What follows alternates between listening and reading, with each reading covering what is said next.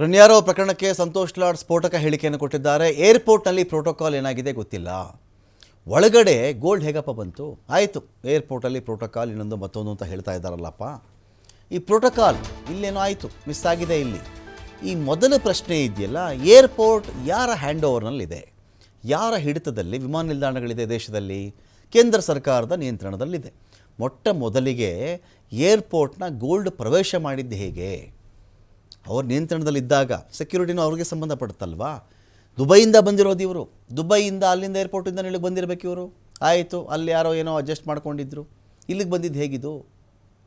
ಅಲ್ಲಿ ಯಾರು ಬಿಟ್ಬಿಟ್ರಪ್ಪ, ಅವ್ರಿಗೇನು ಕಾಂಪಿಟೇಟಿವ್ ಸ್ಪರ್ಧಾತ್ಮಕ ಬೆಲೆಗಳಲ್ಲಿ ದುಬೈನಲ್ಲಿ ಚಿನ್ನವನ್ನು ಮಾರಬಹುದು. ಒಬ್ಬ 8,100 ರೂಪಾಯಿಗೆ ಒಂದು ಗ್ರಾಮ್ ಕೊಟ್ಟರೆ ಇನ್ನೊಬ್ಬ 7,900ಗೂ ಕೊಡಬಹುದಲ್ಲಿ, ಇನ್ನೊಬ್ಬ 8,300 ರೂಪಾಯಿಗೂ ಮಾರಬಹುದು. ಇಂಡಿಯಾದಲ್ಲಿ 8,900 8,800ಕ್ಕೆಲ್ಲ ಇದೆ ಒಂದು ಗ್ರಾಮ್ ಗೋಲ್ಡ್ ಅಂತ ಬಂದಾಗ. ಸೊ ಕಾಂಪಿಟೇಟಿವ್ ಬೆಲೆಯಲ್ಲಿ ಮಾರುವುದಕ್ಕಲ್ಲಿದೆ, ನಮ್ಮಲ್ಲಿ ಇಲ್ಲ. ನಮ್ಮ ಸ್ಪರ್ಧಾತ್ಮಕ ಬೆಲೆಯಲ್ಲಿ ಗೋಲ್ಡ್ನೆಲ್ಲ ಮಾರೋಕ್ಕಾಗಲ್ಲ. ಏನಂದರೆ ಸ್ವಲ್ಪ ನಾವಲ್ಲಿ ಆಭರಣ ತಯಾರಿಕಾ ವೆಚ್ಚ, ಅದರ ಕೂಲಿ, ವೇಸ್ಟೇಜು, ಇದರ ಸ್ವಲ್ಪ ಏರುಪೇರು ಇರುತ್ತೆ. ಒಂದು ಗೋಲ್ಡ್ ಶಾಪಿಂದ ಇನ್ನೊಂದು ಗೋಲ್ಡ್ ಶಾಪ್ಗೆ ತೀರಾ ವ್ಯತ್ಯಾಸಗಳಲ್ಲಿ ಬರಲ್ಲ. ಸೊ ಹಾಗಿದ್ದಾಗ ದುಬೈನಿಂದ ಬಂದುಬಿಡ್ತು, ಒಳಗಡೆ ಆಯಿತು. ಈ ಭಾರತದ ಏರ್ಪೋರ್ಟ್ ಒಳಗಡೆ ಇದು ಬರಲಿಕ್ಕೆ ಯಾರು ಕಾರಣ? ಈ ಫಸ್ಟ್ ಕ್ವಶನ್ ಇದೆಯಲ್ಲ, ಇದನ್ನು ಕೇಂದ್ರ ಕೇಳಬೇಕು. ಅಷ್ಟು ಗೋಲ್ಡ್ ಹೇಗಪ್ಪ ಬಂತು? ನೀವೆಲ್ಲ ಮಲಗಿ ನಿದ್ರೆ ಮಾಡ್ತಾಯಿದ್ರಾ? ಏರ್ಪೋರ್ಟ್ ಪ್ರಾಧಿಕಾರ ಏನು ಮಾಡ್ತು? ಕಸ್ಟಮ್ಸ್ ಏನು ಮಾಡ್ತಾಯಿದ್ರು? ಕೇಂದ್ರ ಸಚಿವರು ಗೋಲ್ಡ್ ಸ್ಮಗ್ಲಿಂಗ್ನಲ್ಲಿ ಯಾರ್ಯಾರು ಭಾಗಿಯಾಗಿದ್ದಾರೆ? ಎಲ್ಲ ಏರ್ಪೋರ್ಟ್ಗಳಲ್ಲೂ ಸ್ಮಗ್ಲಿಂಗ್ ಆಗಿಬಿಟ್ಟಿದೆಯಾ? ಮುನಿರಾಬಾದ್ ಏರ್ಪೋರ್ಟ್ನಲ್ಲಿ 21,000 ಕೋಟಿ ರೂಪಾಯಿ ಮೌಲ್ಯದ ಡ್ರಗ್ಸ್ ಸಿಕ್ಕಿದೆಯಲ್ಲ, ಇದ್ರ ಬಗ್ಗೆ ಯಾರು ಉತ್ತರ ಕೊಡಲ್ವಾ?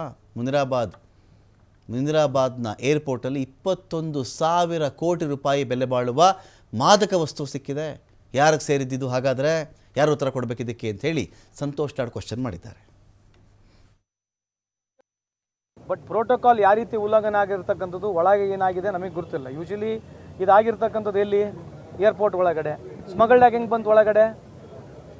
ಇದ್ರ ಬಗ್ಗೆ ಚರ್ಚೆ ಮಾಡೋದು ಬೇಡ. ಹೆಂಗೆ ಒಳಗಡೆ ಹೆಂಗೆ ಬಂತು? ಈ ಗೋಲ್ಡ್ ಕೂಡ ಸ್ಮಗಲ್ ಆಗಿ ಬಂದಿದೆ. ಎಲ್ಲಿಂದ ಬಂತು gold? How did so much gold come from airport? Airport ಯಾರ ಕಂಟ್ರೋಲಲ್ಲಿದೆ? ಮೊದಲನೇ ಪ್ರಶ್ನೆ ಅದಕ್ಕೆ ಕೇಳ್ಬೇಕಲ್ಲ, ಗೋಲ್ಡ್ ಹೆಂಗೆ ಬಂತು ಅಂತೇಳಿ. ಫಸ್ಟು ಇನ್ವೆಸ್ಟಿಗೇಷನ್ ಆಗಲಿ ಮಾಡೋಣ, ಪ್ರೋಟೋಕಾಲ್ ಶಿಷ್ಟಾಚಾರ ಉಲ್ಲಂಘನೆ ಆಗಿದೆ, ಅದ್ರ ಬಗ್ಗೆ ಚರ್ಚೆ ಮಾಡೋಣ. How did this gold come? ನೀವು ಮಲಗಿದ್ರೆ ಎಷ್ಟು ದಿವಸ? ಏರ್ಪೋರ್ಟ್ ಅಥಾರಿಟಿ ಅವ್ರು ಇಂಡಿಯಾ ಆಫ್ ಏನು ಮಾಡ್ತಿದ್ರು? ಕಸ್ಟಮ್ಸ್ ಏನು ಮಾಡ್ತಾಯಿದ್ರು? ಯಾರು ಜವಾಬ್ದಾರಿ ಇದು? ಅದಕ್ಕೆ ಹೇಳೋದು, ಸುಮ್ಮನೆ ಏನೋ ರಾಜಕೀಯವಾಗಿ ಟೀಕೆ ಮಾಡೋಕ್ಕೆ ಹೋದರೆ ಮತ್ತೆ ನಾವು ಕೂಡ ಹಿಂಗೆ ಮಾತಾಡಬೇಕಾಗುತ್ತೆ. ಯಾವುದೇ ಒಂದು ಈ ಥರ ವಿಷಯ ಗಂಭೀರವಾದಂಥ ವಿಷಯಗಳು ಬಂದಾಗ ಇದು ಕೂಲಂಕುಷವಾಗಿ ಚರ್ಚೆ ಆಗಬೇಕು. ಅದರ ಜೊತೆಗೆ ಒಂದು ಏಜೆನ್ಸಿ ಯಾವುದು ಏಜೆನ್ಸಿ ಇದನ್ನು ಇನ್ವೆಸ್ಟಿಗೇಷನ್ ಮಾಡ್ತಿದ್ದಾರೆ, we should have some patience ಅಂತ ನಮ್ಮಲ್ಲಿ ಮನವಿ ಮಾಡ್ಕೊಳ್ತೀನಿ ಅವ್ರಿಗೆ. ಈಗ ಅವರಿಗೆ ಮಾಹಿತಿ ಇದ್ದರೆ, ಯಾರು ಸಚಿವರು ಅಂತ ಅವರಿಗೆ ಮಾಹಿತಿ ಇದ್ರೆ ಅವರಿಗೆ ಬಹಿರಂಗ ಕೊಡಲಿ. ಈಗ ಇನ್ವೆಸ್ಟಿಗೇಷನ್ ಚಾಲು ಆಗೈತೆ, ಅದೇ ಕೇಳ್ತಿರೋದಲ್ಲ. ಮತ್ತು ನೀವು ಹೇಳ್ರಿ, ಯಾರ್ಯಾರು ನಿಮ್ಮ ಸಚಿವರು ಭಾಗಿಯಾಗಿದ್ದಾರೆ? ಕೇಂದ್ರದ ಯಾವ್ದಾದ್ರು ಸಚಿವರು ಭಾಗಿಯಾಗಿದ್ದಾರೆ ಗೋಲ್ಡ್ ಸ್ಮಗ್ಲಿಂಗ್ನಲ್ಲಿ? ಅಂದರೆ ಮತ್ತೆ ಎಲ್ಲ ಏರ್ಪೋರ್ಟ್ನ ಇದೇ ರೀತಿ ಸ್ಮಗ್ಲಿಂಗ್ ಆಗಿದೆಯಾ? ಪೋರ್ಟ್ಗಳಾಗಂತೂ ಸ್ಮಗ್ಲಿಂಗ್ ಆಗಿದೆ. ಯಾಕಂದರೆ ಎಷ್ಟೋ ಡ್ರಗ್ಸ್ ಸಿಕ್ಕಿದೆ. 21,000 ಕೋಟಿ ಮುಂಡ್ರಾ ಪೋರ್ಟ್ನಲ್ಲಿ ಸಿಕ್ಕಿದೆ ಡ್ರಗ್ಸು. ಇದ್ರ ಬಗ್ಗೆ ಚರ್ಚೆ ಮಾಡಬೇಕಲ್ಲ. ಸುಮ್ಮನೆ ನೋಡಿ, ಇದು ಸುಮ್ಮನೆ ಏನೋ ರಾಜಕೀಯವಾಗಿ ಮಾತನಾಡಕ್ಕೆ ಹೋಗ್ಬಾರ್ದು ಅಂತ ಮಲ್ಲಿ ಮನವಿ ಮಾಡ್ಕೊಳ್ಳಿ. ಬಟ್ ಪ್ರೋಟೋಕಾಲ್ ಯಾವ ರೀತಿ ಉಲ್ಲಂಘನೆ